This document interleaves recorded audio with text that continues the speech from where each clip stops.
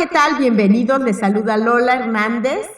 Sean ustedes nuevamente bienvenidos a este espacio de Lola, creado para difundir conocimiento y entendimiento sobre el desarrollo físico, mental y emocional de niños, adolescentes y también de los adultos.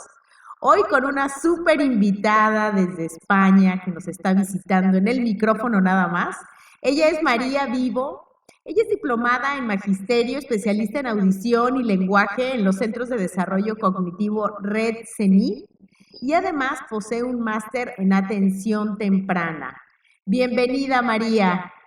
Muchas gracias. Gracias por aceptar la invitación. Muchísimas gracias. Aquí estamos. Fenomenal. Fenomenal. Pues hace algunos días, bueno, ya varias semanas, yo leí un artículo que María publicó sobre la ecolalia. Y ese es un tema, María, que a muchos padres les preocupa porque piensan que no es bueno que los chicos hagan ecolalia. Así que hoy vamos a hablar de para qué sirve la ecolalia y todo lo que nos puedas educar al respecto. Y quiero comenzar preguntándote, ¿qué es esto de la ecolalia, María? Muy bien, pues en primer lugar hago referencia a la ecolalia dentro de los trastornos del espectro autista. En este aspecto, la ecolalia es definida como la repetición por parte del sujeto de palabras o frases que ha escuchado con anterioridad, ya sea de una forma inmediata, o sea, de una forma inmediata, es decir, concomitante a la expresión, es decir, una ecolalia inmediata o transcurrido un tiempo después, que puede ir desde minutos o incluso meses o años.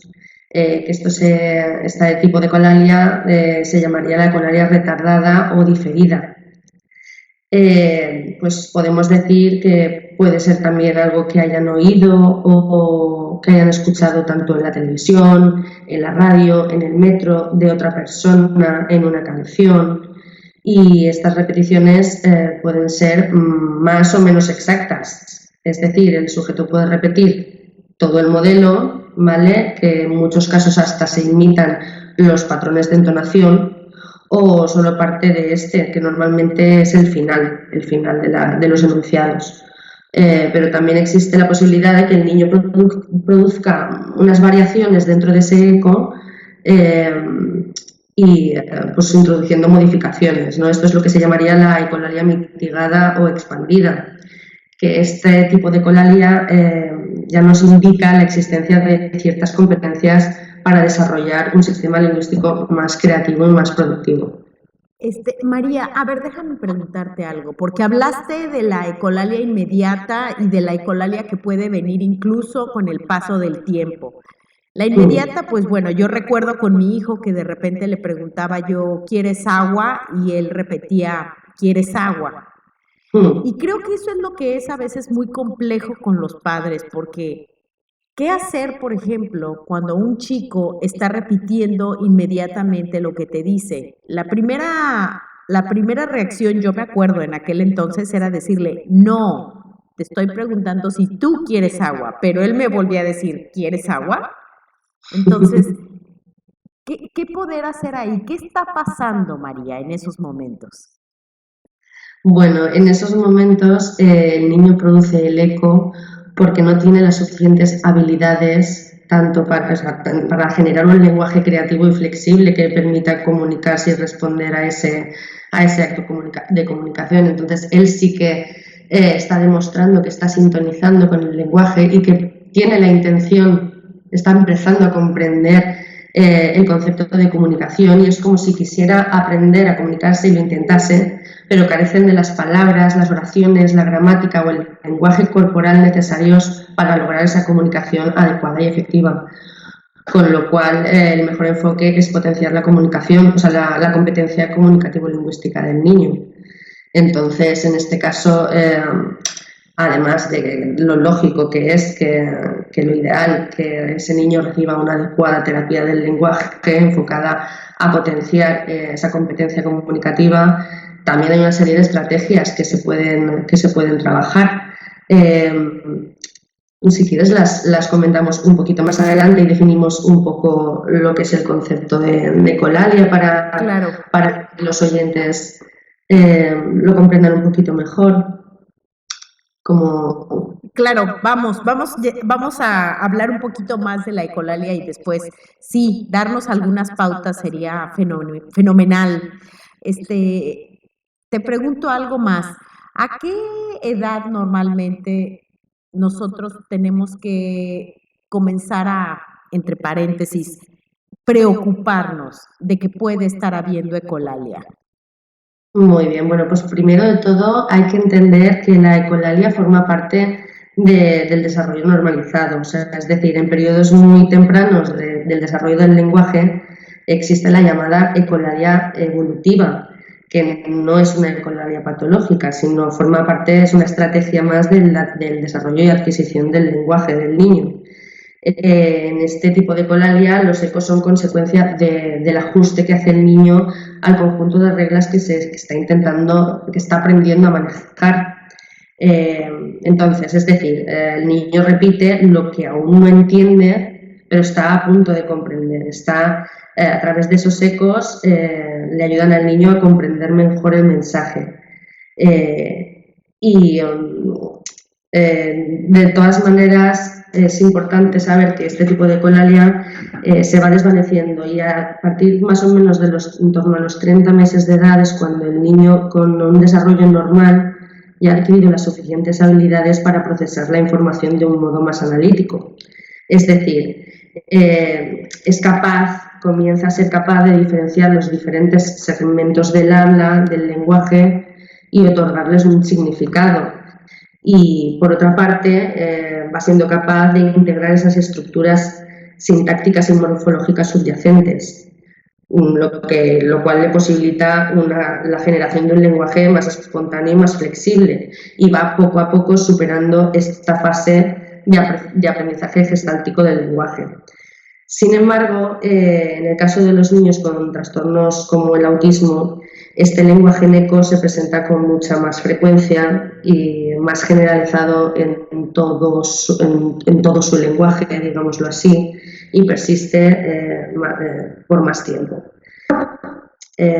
Tenemos que saber que la ecolalia se presenta como la forma más común de habla alterada en niños verbales con autismo y alrededor del 80% de las personas verbales con autismo desarrollan esta alteración, pues en muchos casos, claro, carecen de las suficientes habilidades para generar ese lenguaje espontáneo y flexible que es necesario. Ajá. Oye, María, por ejemplo, en este caso, cuando la ecolalia permanece a través del tiempo, a través de los años, es bien conocido, por ejemplo, en chicos con autismo, y ahí incluso colocaré a mi hijo, utilizan frases, por ejemplo, de películas, de programas de televisión, y las utilizan, pues, a veces para comunicarse y a veces simplemente las están repitiendo en su cuarto, en algún momento específico. Ambos son considerados ecolalia. El uso de esas frases aprendidas, algunas veces para comunicar, algunas veces no. Sí, en ambos casos se le denominaría ecolalia. Lo que pasa es que dentro de la ecolalia podemos clasificar según el uso que se haga de esa ecolalia. Por una parte está la ecolalia funcional, que se produce cuando el eco emitido pues, manifiesta una clara intención comunicativa, que puede ser, pues, por ejemplo, la de petición, la de rechazo, toma de turnos, ¿vale? Función de respuesta o declarativo. O también puede ser, también entra dentro de la ecolalia funcional aquella que no desempeña una función interactiva, pero sí de autorregulación de la acción o de la conducta. Por ejemplo, el niño que sube al coche y dice abróchate el cinturón mientras se lo está abrochando, porque es el modelo que ha escuchado, pero él a sí mismo se está autorregulando, se está indicando qué es lo que tiene que hacer en ese momento, pero a través de un modelo que ha escuchado con anterioridad. Eso podría ser un ejemplo de función no interactiva, pero que sí que tiene una función, esa ecolalia. Por otra parte, tenemos la ecolalia no funcional, que son emisiones totalmente irrelevantes al contexto o a la situación y que se caracterizan por carecer de un propósito comunicativo o una función determinada. Y este tipo de ecolalia suele tener un carácter autoestimulatorio, es decir, las producciones normalmente suelen ser para calmarse o les proporcionan placer. Esto, pues, por ejemplo, hay un ejemplo en la serie Atípico, que está ahora de moda. En el último episodio del capítulo podemos ver como, bueno, es un niño, bueno, un adolescente con autismo de alto funcionamiento y él asimismo en las situaciones que le generan mucho estrés, mucha ansiedad, recurre a nombrar los diferentes tipos de pingüinos que hay en su centro de interés, es la Antártida, para calmarse y para autorregularse en ese momento. Sí, se podría un poquito, pues, hablar de esos dos tipos fundamentales de ecolalia, la que sí que tiene una función y la que no tiene una función. Normalmente cuando aparece el tipo con función comunicativa, o sea, el tipo de ecolalia puede verse reducida al incrementarse las competencias lingüísticas. O sea, normalmente cuando se trabaja y va aumentando la competencia lingüística, la ecolalia funcional va disminuyendo. Sin embargo, el tipo de ecolalia no funcional puede persistir aun cuando el individuo haya adquirido mayores competencias, sobre todo en momentos de ansiedad, de fatiga, de distracción.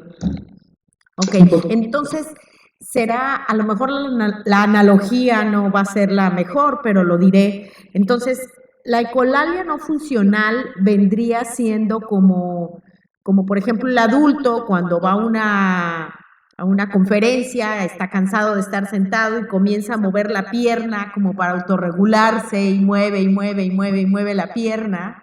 Entonces, vendría siendo algo equivalente, algo de ese tipo de autorregulación, la ecolalia para el chico.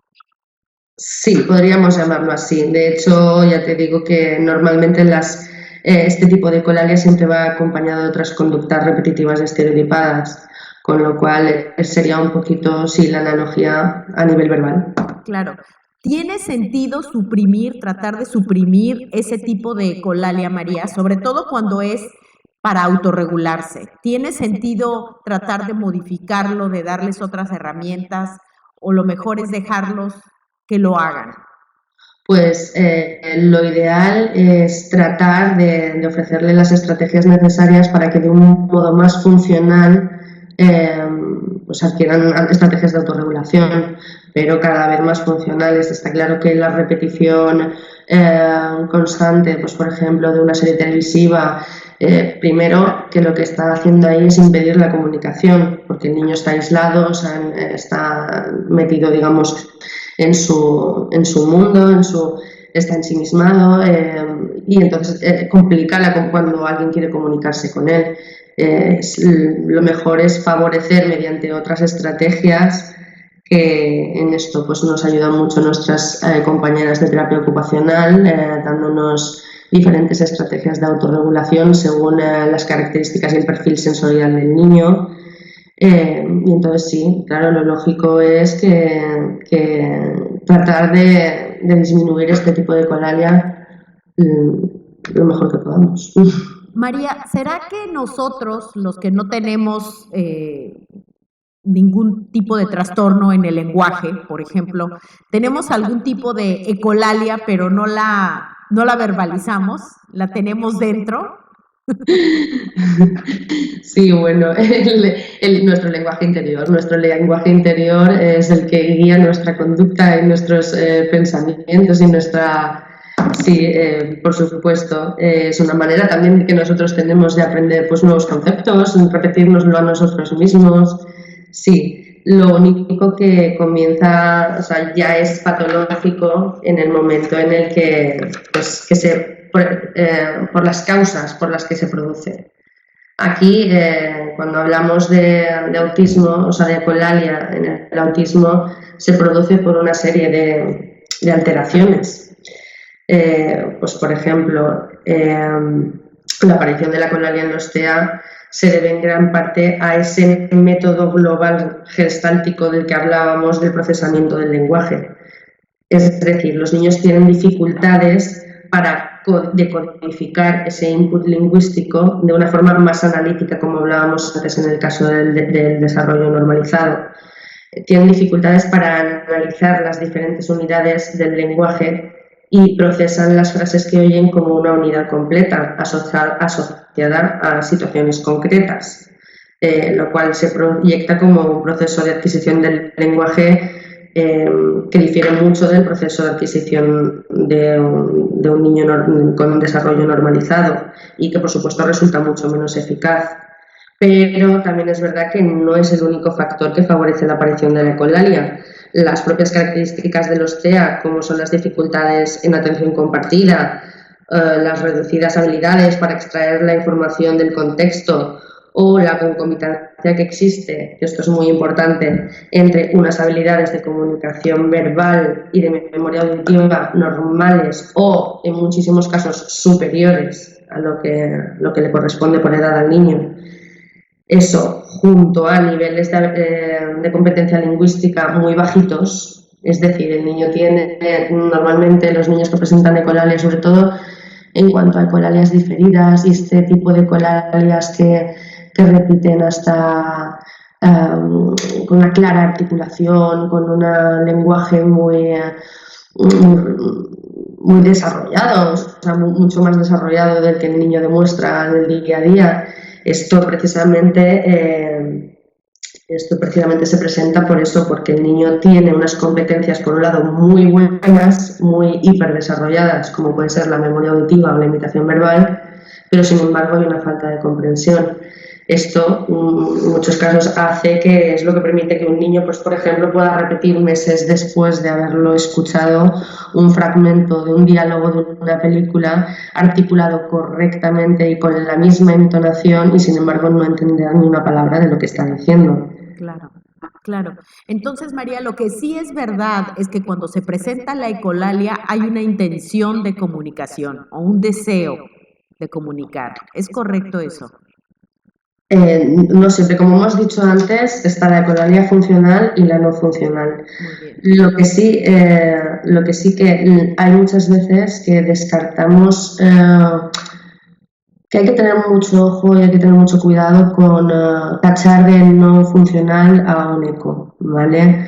Porque la mayoría de veces suelen tener una intención, quieren comunicar algo, lo que pasa es que muchas veces lo tachamos de que no es funcional porque no sabemos bien, digamos, asociar esa verbalización a lo que realmente el niño desea o quiere en ese momento. Por ejemplo, el otro día, no pegues, decía el nene con el que yo estaba trabajando, no pegues. Pues ese no pegues significaba que estaba enfadado. Y era su forma de decir que estaba enfadado. ¿Vale? Pero nosotros podemos entender que no tiene ninguna función ni ningún sentido porque en ese contexto el no pegues no pintaba en absoluto. Pero hay que tener un poquito más de ojo, hay que tener un poquito más de, pues, intentar observar y un poquito, pues eso, descifrar sus códigos y su forma de comunicarse, la forma que tienen en ese momento. Claro. Por ejemplo, en ese ejemplo, María, del chiquito del que nos hablas, que decía no pegues, no pegues, ¿cómo María llegó a deducir que no pegues era estoy enfadado? Pues normalmente este niño cuando se enfada pega y entonces lo que él oye cuando se enfada es no pegues. Y me imagino que él asocia esa situación de estar enfadado a esa verbalización de no pegues. Es un poquito, pues, ir tratando de descifrarlo en el día a día que puede ser y darle y aprovechar esa intención, que eso sí que es una intención comunicativa, pero otorgándole alternativas, o sea, modelos lingüísticos alternativos a esa emisión para que se ajusten más y sean más funcionales. Perfecto. Pues ahora sí, María, a ver cómo podemos ayudar a nuestros chicos. Claro, esto es muy amplio porque están los chicos pequeños, los chicos ya mayores, los de ecolalia funcional, los de ecolalia no funcional, pero en casa, por ejemplo, en esta situación como el no pegues, que eso nos pasa tantísimo en el hogar. situaciones en las que simplemente nos están repitiendo, ¿quieres comer? Y lo único que te dicen es, ¿quieres comer? Entonces no sabemos si quieren comer, si no quieren comer, si nos están entendiendo, cómo poder ayudar en esto en casa. Muy bien, pues como tú has dicho, esto es muy global y hay que trabajarlo. Yo no puedo hablar de pautas específicas para casos muy, muy concretos porque en realidad no le estaríamos ayudando a la gente que nos está escuchando. Claro. Entonces sí que puedo hablar de pautas pues para facilitar la comprensión por una parte, que es necesario para potenciar esa competencia lingüística y disminuir poco a poco la ecolalia, porque la ecolalia funcional, ya te digo, es un signo muy bueno, ¿vale? Para los que trabajamos con niños con autismo, es un buen indicador y un buen pronóstico de un futuro desarrollo del lenguaje. Sí, siempre que se trabaje de forma adecuada y que ese niño pues reciba una terapia adecuada y unas indicaciones adecuadas para que la familia también lo trabaje en casa. Pero bueno, hay una serie de cosas que nosotros como padres podemos hacer para ayudarle.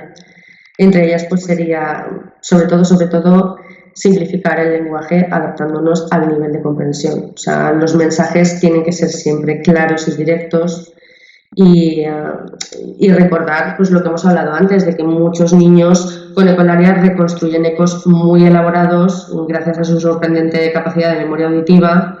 Y debido a esto muchas veces caemos en el error de pensar que que presenta competencias que realmente el niño no posee, ¿vale? Y esto es un error que muchos papis que desconocen caen en ese error. No, sí, comprende perfectamente porque asocian comprensión con expresión y en este caso la expresión va por delante de la comprensión.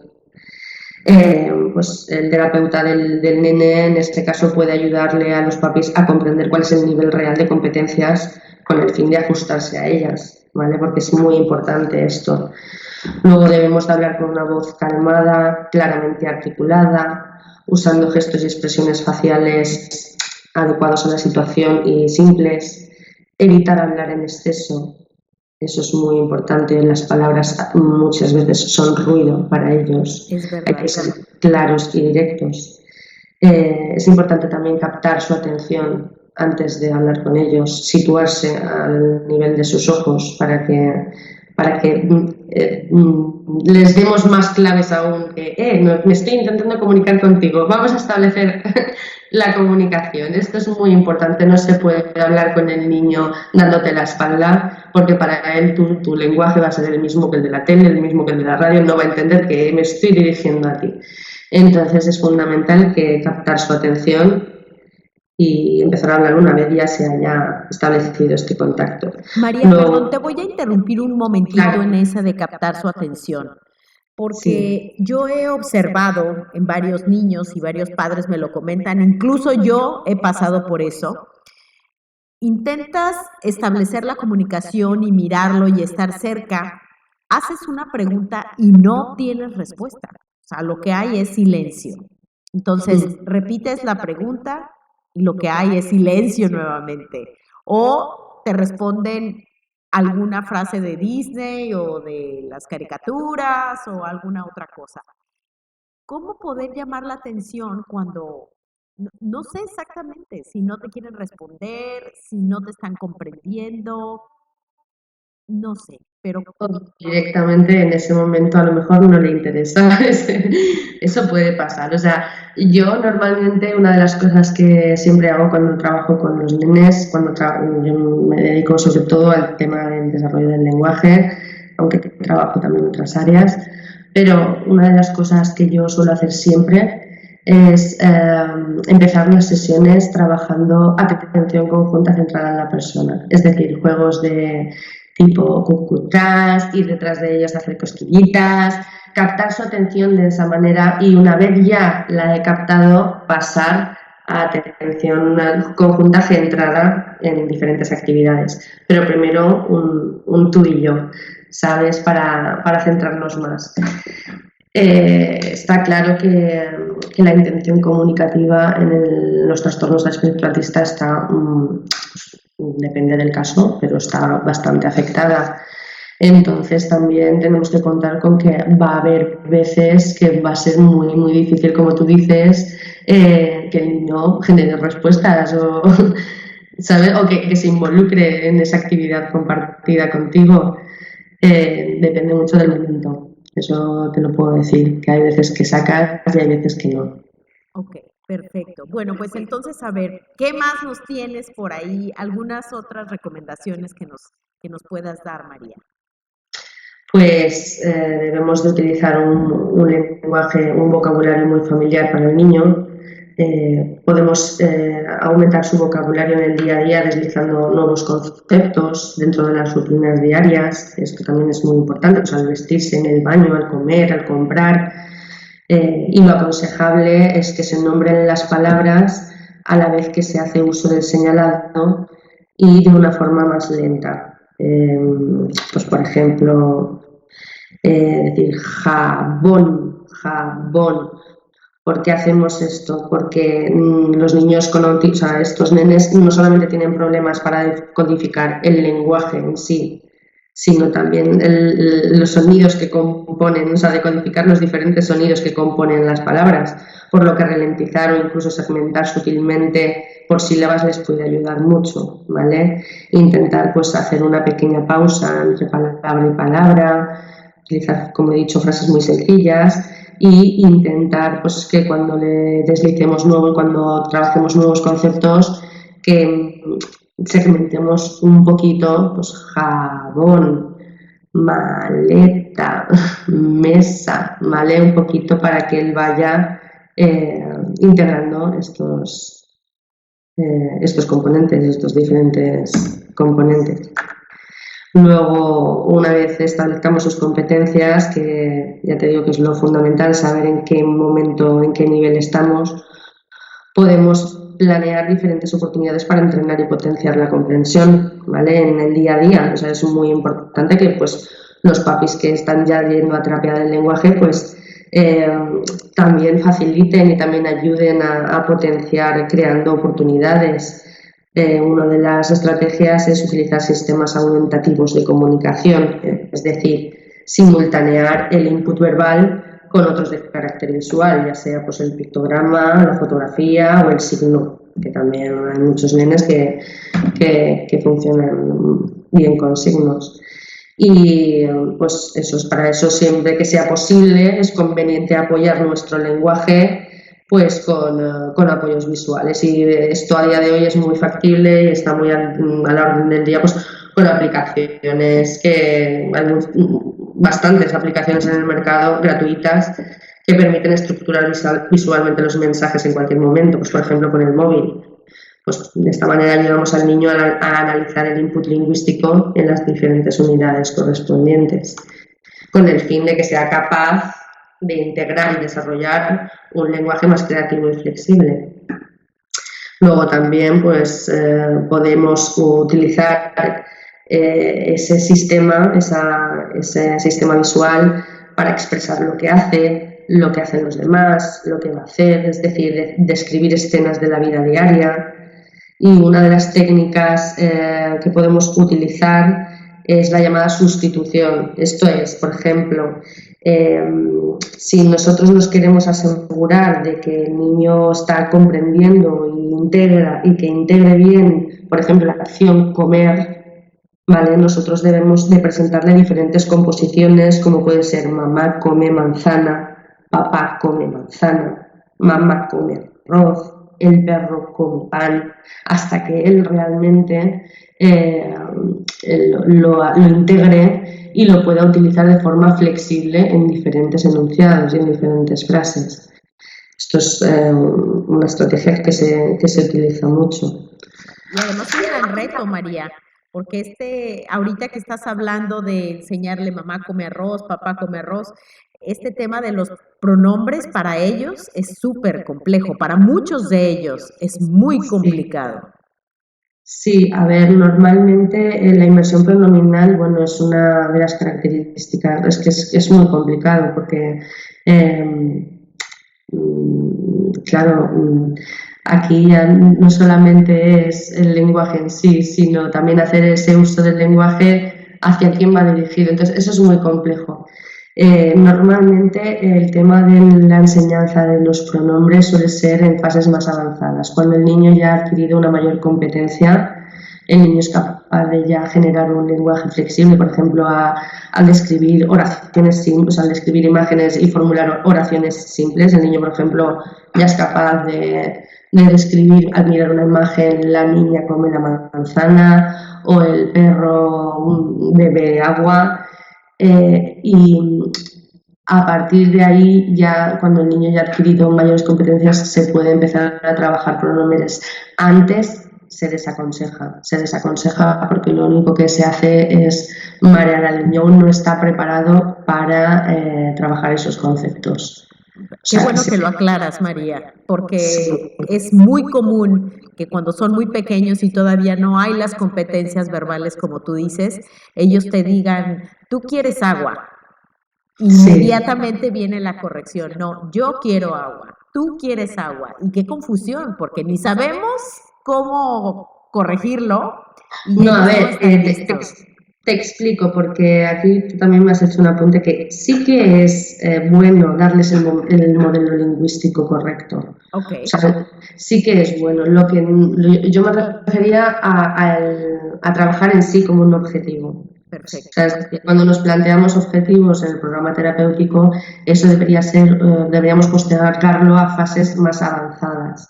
Sin embargo, en el día a día, cuando le corregimos, como tú bien dices, ofreciéndole un modelo verbal adecuado, sí que es bueno ir enseñándoles desde el principio a formularlo de manera correcta, por supuesto. Pero no se debe plantear como objetivo en sí, es decir, no nos podemos exigir que el niño comunique de esa manera, lo comunique bien, porque tiene que adquirir antes otras competencias. Perfecto, perfecto, María. ¿Tenías algo más por ahí para nosotros? Sí, a ver, hemos hablado un poquito pues de las estrategias para facilitar la comprensión, pero también tenemos otras para facilitar la expresión funcional del niño. Pues por ejemplo lo que hemos dicho antes de ofrecerle modelos verbales alternativos más apropiados a cada situación, ¿vale? Para proporcionarle un modelo alternativo al eco tenemos diferentes opciones. Pues por ejemplo, una puede ser enseñar al niño a repetir exclusivamente cuando se le da la consigna di, ¿vale? Esto es complejo en el sentido de que requiere un entrenamiento, ¿vale? Hasta que el niño ya es capaz de comprender que solamente tiene que repetir cuando se le dice di. Y entonces, en ese momento, pues por ejemplo, es en el caso el caso que me has puesto tú de quieres, bueno, no me acuerdo lo que me has dicho, pero quieres galleta, sí. ¿Vale? El niño debería repetir, ¿quieres galleta? Pues decirle, ¿quieres galleta? Di, galleta. O sea, perdón, di, sí. ¿Vale? Y entonces el niño aprende a dar la respuesta cuando corresponde, solamente cuando toca. Digamos, a poner bajo control la repetición, ¿vale? Exacto. Le das una pauta para que sepa en qué momento. Exacto. Otra técnica consistiría en llevar el dedo a la boca, ¿vale? Enseñarle callado cuando se formula la pregunta y destapar cuando toca reproducir el modelo. Que sería un poquito pues en vez de con la consigna di, pues con una señal visual, ¿vale? O un signo que es llevarse la mano a la boca. O también podemos acompañar desde un principio el modelo verbal con un modelo visual, ¿vale? Para tras un entrenamiento ir desvaneciendo la ayuda verbal y provocando la emisión solo con el apoyo visual. No sé si se ha entendido muy bien esto. O sea, es que te respondan a través de una imagen, del uso de una imagen. Exacto, es decir, claro, o sea, la emisión se provocaría a través de ese apoyo visual y se iría retirando progresivamente a medida que el niño vaya generando las respuestas más espontáneas. Okay. Vale, una vez que el niño ya ha producido el modelo presentado, debemos responder a su intención comunicativa garantizándole aquello por lo que se ha comunicado. O sea, es decir, esto es importantísimo y fundamental. Cuando nosotros estamos corrigiendo ese eco para hacerlo más funcional y más adecuado, tenemos que tener muy claro que hay que recompensarle y hay que proporcionarle aquello por lo que se está comunicando, ¿vale? Claro, que si te pidió la galleta, no le digas, más tarde te la doy. Exacto, que sí, que es verdad que hay que intentar que produzca ese modelo adecuado, ¿vale? Pero tener presente que hay que responder de forma inmediata para que él vea que hay una relación directa entre su producción y la respuesta que genera, ¿sabes? En el ambiente.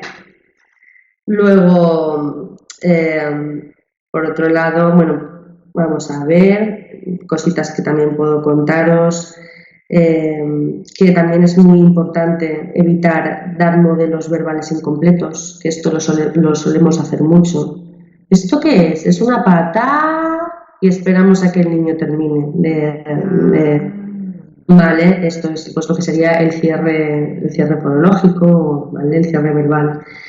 Esto es importante evitar, dar ese tipo de modelos incompletos para que el niño termine la emisión por ti, ya que lo más probable es que repita ese modelo incompleto y no le estemos dando ningún patrón adecuado para reproducir. Qué interesante eso que estás mencionando ahorita, María, porque es casi un juego que a veces hacemos los padres de familia, de darles, como tú dices, ese modelo incompleto de, ¿qué es esto? ¿Un va? Y Claro. esperamos el so del niño y ese so no viene para decir la palabra vaso. Entonces volvemos a repetir la misma pregunta con ese modelo incompleto y nunca viene la frase completa. Claro, porque tienen muchas dificultades para esa integración auditiva, ese procesamiento de la información, con lo cual les va a resultar muy complicado completar esa información. Entonces nosotros le tenemos que poner las cosas fáciles, darle el modelo completo, ¿vale? Y además yo misma cometo muchos errores en ese aspecto porque estamos acostumbrados a trabajar, o sea que eso es una de las estrategias también de desarrollo del lenguaje en un niño normalizado que no tiene trastornos del neurodesarrollo ni nada, pues lo solemos hacer como una forma de, pues el niño que no es capaz de por ejemplo, producir palabras trisílabas, pues solemos ayudarle comenzando nosotros para que él la termine, y esto está bien en un contexto de trabajo en el desarrollo del lenguaje. Sin embargo, en estos casos hay que tener especial cuidado y intentar no hacerlo, intentar evitar este tipo de estimulación. Luego también es muy importante entrenarle para que aprenda a decir sí o no ante preguntas cerradas, ¿vale? Porque como tú bien dices, pues una de las cuando hay ecolalia, normalmente cuando más se da es ante las preguntas, por supuesto. Y pues aprenderle a responder sí o no, pues le facilita muchísimo una comunicación funcional. Claro. Incluso se las puedes dar como opción en ocasiones, ¿no? Darles las dos opciones si no te están respondiendo. Exacto, las preguntas de alternativa forzada le dan lo que hacen, ¿vale? Pues por ejemplo, ¿quieres sopa o macarrones? ¿Vale? Ahí le estás dando el modelo verbal de las dos opciones. Entonces él ya tiene el modelo verbal para reproducir, ¿vale? Normalmente nosotros cuando trabajamos, por ejemplo, sí o no, debemos previamente cerciorarnos de qué le gusta o qué va a querer y qué no, para cuando comenzamos a trabajarlo tener muy claro qué es lo que quiere y qué es lo que no, para darle ese modelo, ¿vale? Y que realmente sea efectivo, porque muchas veces lo vemos porque ya tiende la mano y va a cogerlo, y entonces le podemos retirar y hasta que no digas sí, no se lo entregamos, ¿vale? ¿Me entiendes? Exacto. Pero en el caso de las preguntas de alternativa forzada, podríamos hacer lo mismo, es decir, el niño observar qué es lo que realmente quiere el niño, y una vez observemos eso, pues a lo mejor su respuesta es tender, ¿quieres sopa o macarrones? Si están presentes, a lo mejor su respuesta es tender a coger los macarrones porque quiere macarrones. Pues en ese momento debemos aprovechar y darle el modelo para que lo repita. que lo repita. Exacto, o sea que sí, el dar preguntas de alternativa forzada también sería una estrategia para que él vaya desarrollando un poquito. Y también, pues del mismo modo, pues un poquito en fases un poquito más avanzadas, entrenarle a responder no lo sé, porque muchas veces cuando les preguntamos no saben responder. ¿Qué es esto? ¿Qué es esto? Y repetirán, ¿qué es esto? Claro. A lo mejor si les preguntas qué es esto con una manzana y él sabe de sobra que es una manzana y ha tenido oportunidades para expresar y para integrar que eso es una manzana, te dirá manzana. Pero si le preguntas qué es esto con yo qué sé, un pararrayos, Sí, y claro. no sabe lo que es un pararrayos, probablemente repetirá qué es esto, aunque él ya comprende de alguna manera esa pregunta y sabría responderla en otras circunstancias, cuando él sí que tiene adquirido ese vocabulario. Sin embargo, el darle la estrategia de no lo sé, de recurrir a no lo sé, ¿vale? Es una herramienta eficaz. María, y por ejemplo, en ese caso específico de enseñarles el yo no sé, ¿cómo en ese momento tú le enseñas el yo no sé? Por ejemplo, le enseñas el pararrayos, evidentemente el niño no tiene idea de lo que es eso porque a lo mejor es un objeto que nunca ha visto antes.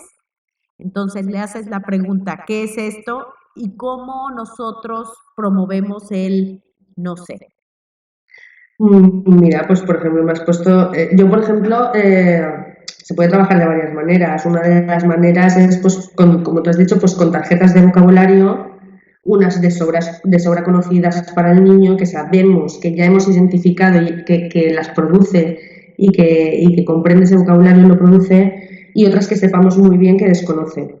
Y preguntarle, ¿qué es esto? Dejando que conteste cuando lo sepa y ofreciéndole el modelo para que verbalice cuando no lo sepa, ¿vale? Siempre dando una latencia de la respuesta, dándole un tiempo para que responda, pero si sabemos ya seguro que el niño no va a saber qué es eso, podemos...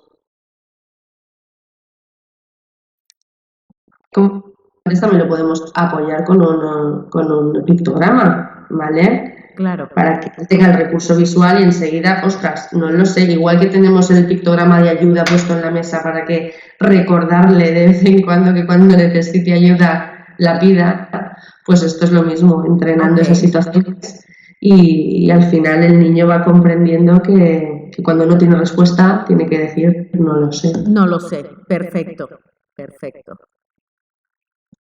Otra de las maneras también, y ya con esto acabo, es pues enseñarlos a crear respuestas instantáneas listas para ser usadas ante preguntas más estándar, como pueden ser ¿cómo te llamas?